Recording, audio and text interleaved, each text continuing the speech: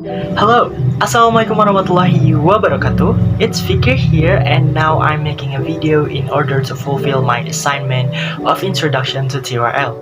So here's the thing, I will explain about several materials that I've been learned so far, about characteristic of young learners, about strategies or how to deal with them, and also I'm gonna talk about the theories of cognitive development from Piaget, Brunner, and also Vygotsky. So without any further ado, let's talk about it. So young learners are typically defined as children between the age of 5 and 12. They are characterized by their enthusiasm, curiosity, and also their energy. They're eager to learn and explore new things, and they often have a short attention span, And young learners also tend to be more creative and imaginative than older students, and they are often more open to new ideas and also experiences. They are also more likely to be influenced by their peers, so it is really important to create a positive learning environment that encourage collaboration and cooperation. In addition, young learners need plenty of positive reinforcement and encouragement in order to stay motivated and engaged in the learning process. Teaching young learners requires a different approach than teaching, older students. It is really important to create a positive learning environment that encourage exploration and also discovery. Well, here are some strategies for teaching young learners. The first one is use hands-on activity. Young learners learn best when they can explore and manipulate objects, incorporate activities that involve movement such as games, art project, or even field trip. The second one is make learning fun. Young learners are more likely to engage in activities that are fun and interesting. Incorporate, music, stories, and other creative activities in your lessons. And the third one is encourage collaboration. Young learners learn best when they can work together with their peers. Encourage group work, and also you have to cooperative learning activities. You have to provide cooperative learning activities. And the fourth one is provide positive reinforcement. Young learners need positive reinforcement to stay motivated and engaged in learning. You can do like prize their efforts or provide rewards for good behavior. And the last one is, I think, the most important one. You should be patient, okay? So young learners need time to process new information and develop their skills. Be patient and provide plenty of opportunities for practice. Now let's talk about the theories of cognitive development from Piaget, Brunner, and also Vygotsky. The first one, we're gonna talk about the Piaget's theory.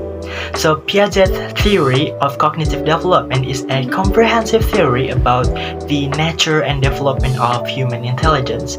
Well, it was first developed by Swiss developmental psychologist Jean Piaget in the 1920s and 1930s. The theory deals with the nature of knowledge itself and how humans, gradually come to acquire, construct, and use it. Piaget's theory is mainly known as a developmental stage theory, but in fact, it deals with the nature of knowledge and how humans come to gradually acquire it. According to Piaget, intelligence is the ability to adapt to one's environment. He believed that children construct an understanding of the world around them, experience discrepancies between what they already know and what they discover in their environment, then adjust their ideas accordingly. And also, Piaget theory is composed of 4 distinct stages. The first one is sensoromotor stage. This stage occurs from birth to approximately 2 years of age. During this stage, infants and toddlers learn about the world through their senses and motor activities. They learn about objects by manipulating them, and they learn about cause and effect relationship by exploring their environment. The second one is pre-operational stage. This stage occurs from 2 to 7 years old. During this stage, children learn to use symbols and language to represent objects and ideas. They are also able to think about things in a more abstract way, but they are still limited in their ability to think logically. And the third one is concrete operational stage. This stage occurs from 7 to 11 years old.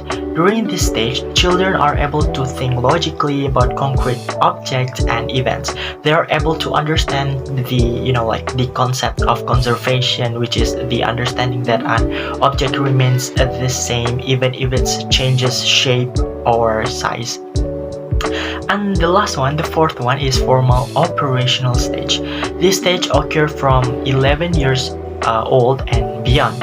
During this stage, adolescents are able to think abstractly and logically about hypothetical situation. They are also able to think about the future and consider the consequences of their actions. Okay, the second one, we're gonna talk about the Bruner's theory. So the Bruner's theory is a cognitive theory of learning that emphasizes the importance of active participation in the learning process. It suggests that learners should be actively involved in constructing their own knowledge and understanding rather than passively receiving information from an external sources. According to Bruner, learning is an active process of constructing meaning from experience. He proposed that learners should be provided with a variety of learning experiences such as problem solving, discovery learning, and guided instruction. He also suggested that learners should be encouraged to think critically and reflect on their own learning. Bruner's theory has been influential in the development of educational practices such as inquiry-based learning and constructivism. Moreover, Bruner's theory suggests that learners need support and guidance from more experienced or knowledgeable people in order to learn effectively. This support is known as scaffolding, and it can take many forms such as providing feedback, breaking down tasks into smaller steps, and providing resources. Scaffolding is an important part of the learning process as it helps learners to understand and master new concepts. For example, a teacher may provide scaffolding to a student who is learning how to solve math problem. For example, the teacher may start by breaking down the problem into smaller steps, providing feedback on each step and offering resources to help the student to understand the problem. As the student progresses, the teacher may gradually reduce the amount of scaffolding provided until the student is able to solve the problem independently by themselves. Next, we're gonna talk about the Vygotsky theory. Vygotsky's theory of cognitive development is a theory in psychology that looks at the development of higher mental function such as problem solving, memory, and language. It was developed by Russian psychologist Lev Vygotsky in the early 20th century. Vygotsky believed that cognitive development is a result of social interaction and that children learn through their interaction with adults and peers. Vygotsky argued that cognitive development is a process of internalization where children take in the knowledge and skills they learn from others and make them their own. Vygotsky's theory emphasizes the importance of social interaction in the development of cognitive skills and suggests that children learn best when they are actively engaged in active with others. So Vygotsky's theory has been influential in the field of education and has been used to inform teaching and practices and curriculum design. Okay guys, so that's it from me. Thank you very much for your attention, and the last I say, wassalamualaikum warahmatullahi wabarakatuh. Goodbye.